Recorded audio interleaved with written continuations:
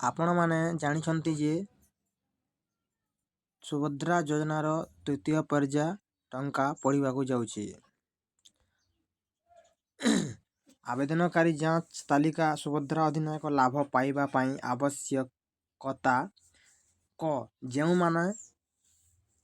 ଯେଉଁ ମହିଳାମାନେ ଯୋଗ୍ୟ ଅଟନ୍ତି ଏବଂ ସୁଭଦ୍ରା ଅଧୀନରେ ଲାଭ ପାଇବା ପାଇଁ ଆବେଦନ କରିଛନ୍ତି ସେମାନଙ୍କୁ ନିମ୍ନଲିଖିତ ସର୍ତ୍ତାବଳୀ ସୁନିଶ୍ଚିତ କରିବାକୁ ପଡ଼ିବ। ସେମାନଙ୍କ ନିଜ ନାମରେ ଆଧାର କାର୍ଡ଼ ଆଧାର ନମ୍ବର ରହିବା ଆବଶ୍ୟକ। ସେମାନେ ନିଶ୍ଚିତ ଭାବେ ସେମାନଙ୍କର ମୋବାଇଲ ନମ୍ବରକୁ ଆଧାର କାର୍ଡ଼ ସହିତ ଲିଙ୍କ କରିଥିବେ। ସେମାନଙ୍କ ଏକକ ଧାରକ ବ୍ୟାଙ୍କ ଆକାଉଣ୍ଟକୁ ଥିବା ଆବଶ୍ୟକ ଯାହା ଆଧାର ସକ୍ଷମ ଏବଂ ସିଧାସଳଖ ଲାଭ ସ୍ଥାନାନ୍ତରଣ ଡିବିଟି ସକ୍ଷମ ଅଟେ। ଯଦି ହିତାଧିକାରୀଙ୍କ ପାଖରେ ଆଧାର ନମ୍ବର ନାହିଁ କିମ୍ବା ତାଙ୍କ ଆଧାର କାର୍ଡ଼ ତଥ୍ୟ ମେଳ ଖାଉନାହିଁ ତେବେ ତାଙ୍କୁ ଆଧାର ଅଧୀନରେ ନିଜକୁ ପଞ୍ଜୀକରଣ କରିବାକୁ ପଡ଼ିବ କିମ୍ବା ଆବଶ୍ୟକ ଅନୁଯାୟୀ ତଥ୍ୟ ସଂଶୋଧନ କରିବାକୁ ପଡ଼ିବ। ଯଦି ହିତାଧିକାରୀଙ୍କର ଏକକ ଆଧାର ସକ୍ଷମ ଏବଂ ଡିଟିପି ସକ୍ଷମ ବ୍ୟାଙ୍କ ଆକାଉଣ୍ଟ ନାହିଁ ତେବେ ତାକୁ ଏକକ ଧାରକ ବ୍ୟାଙ୍କ ଆକାଉଣ୍ଟ ଖୋଲିବା ବ୍ୟାଙ୍କ ଆକାଉଣ୍ଟକୁ ଆଧାର ସକ୍ଷମ କରିବା ନମ୍ବର ବ୍ୟାଙ୍କ ଆକାଉଣ୍ଟକୁ ଡିଟିପି ସକ୍ଷମ କରିବା ଏବଂ ନମ୍ବର ଇକେୱାଇସି ପ୍ରକ୍ରିୟା ସମ୍ପୂର୍ଣ୍ଣ କରିବା ପାଇଁ ଏକ ସୁଯୋଗ ପ୍ରଦାନ କରାଯିବ। ନମ୍ବର 2024-25 ଆର୍ଥିକ ବର୍ଷରେ ଅନୁମୋଦନ ତାରିଖ ନିର୍ବିଶେଷରେ ସମସ୍ତ ହିତାଧିକାରୀ ଯୋଜନାର ଶୁଭାରମ୍ଭ ତାରିଖ ଠାରୁ ସୁଭଦ୍ରା ଅଧୀନରେ 10,000 ଟଙ୍କା ସମ୍ପୂର୍ଣ୍ଣ ଲାଭ ପାଇପାରିବେ।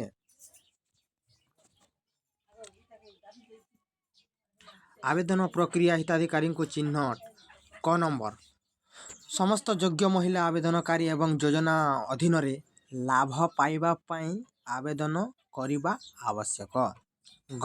ନମ୍ବର ଆବେଦନଗୁଡ଼ିକ ଏକ ମୁଦ୍ରିତ ଫର୍ମ ପୂରଣ କରି ଅଫଲାଇନ୍ ତଥା ସୁଭଦ୍ରା ପୋଷ୍ଟାଲ ମାଧ୍ୟମରେ ଅନଲାଇନ୍ କରାଯାଇପାରିବ। ନମ୍ବର ବିଭିନ୍ନ ସ୍ଥାନ ଓ କାର୍ଯ୍ୟାଳୟ ଯଥା ଅଙ୍ଗନବାଡ଼ି କେନ୍ଦ୍ର ବ୍ଲକ କାର୍ଯ୍ୟାଳୟ ତଥା ULB କାର୍ଯ୍ୟାଳୟ ମୋ ସେବା କେନ୍ଦ୍ର ସାଧାରଣ ସେବା କେନ୍ଦ୍ର ଇତ୍ୟାଦିରେ ପର୍ଯ୍ୟନ୍ତ ମୁଦ୍ରିତ ଆବେଦନ ଫର୍ମ ମାଗଣାରେ ଉପଲବ୍ଧ ହେବ। ଆବେଦନକାରୀମାନେ ଫର୍ମ ପୂରଣ କରି ଏହାକୁ ନିକଟସ୍ଥ ମୋ ସେବା କେନ୍ଦ୍ର MSK ସାଧାରଣ ସେବା କେନ୍ଦ୍ର CSCରେ ଦାଖଲ କରିବାକୁ ପଡ଼ିବ। ନମ୍ବର ଆବେଦନକାରୀଙ୍କ ଦ୍ୱାରା ଦାଖଲ କରାଯାଇଥିବା ଫର୍ମ ଏବଂ ଆଧାରରେ କୌଣସି ଅସଙ୍ଗତି ଥିଲେ ଆଧାରରେ ଥିବା ସୂଚନାକୁ ଚୂଡ଼ାନ୍ତ ଭାବେ ଗ୍ରହଣ କରାଯିବ। ନମ୍ବର ସଂଗୃହୀତ ସମସ୍ତ ଆବେଦନକୁ ସରକାରଙ୍କ ପାଖରେ ସଦ୍ୟତମ ଉପଲବ୍ଧ ଡାଟାବେସ୍ ସହିତ ଯାଞ୍ଚ କରାଯିବ ଏବଂ ଆବଶ୍ୟକ ସ୍ଥଳେ କ୍ଷେତ୍ରୀୟ ଅନୁସନ୍ଧାନ ମାଧ୍ୟମରେ ଯାଞ୍ଚ କରାଯିବ।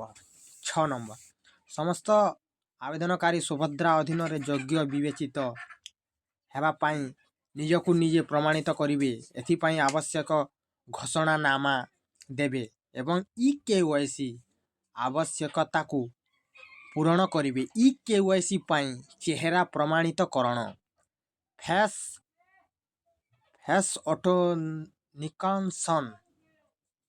ଅଥେଣ୍ଟିକେସନ୍ ସବୁଠୁ ପସନ୍ଦଯୋଗ୍ୟ ମାଧ୍ୟମ ହେବ।